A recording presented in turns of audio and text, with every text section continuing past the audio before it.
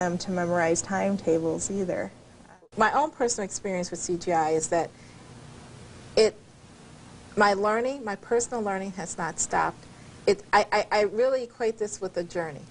Mm-hmm. And the children have been my teacher as well as people at the university and fellow teachers. I mean, I don't think I would be where I am today in children's understanding without all those elements.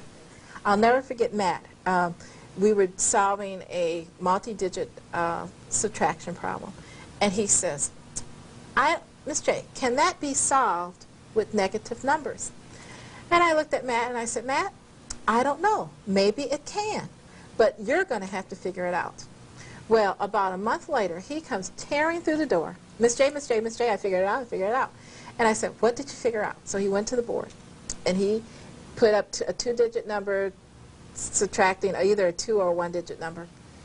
And I looked at it, and he was using his negative numbers, and I didn't understand it right away. And I just looked at it. He said, okay, Miss J, since you don't, he knew I didn't understand it. He could tell by my face.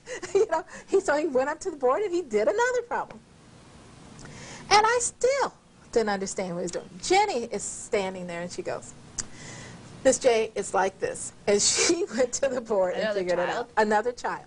So it was in her realm of understanding.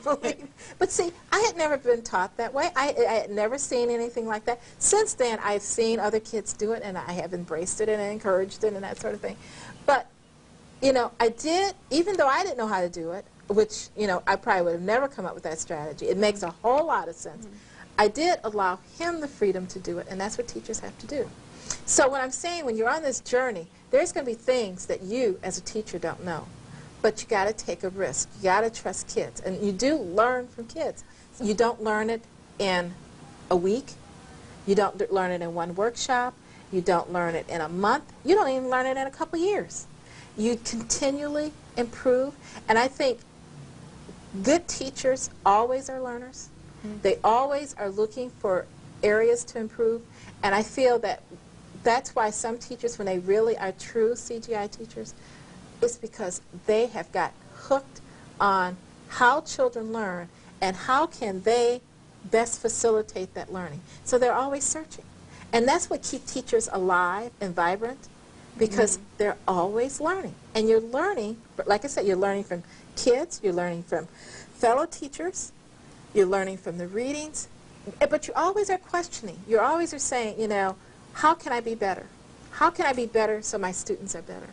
Plus, children, when you really start looking at kids, you see all the challenges, and they're there to work with a diverse population, whether it's children of color or children of economic means. You're going to have a huge diversity.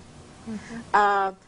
And when you start saying, how am I truly going to get that child, not this whole class, but when you take each child and you say, what is best for that child, that is huge.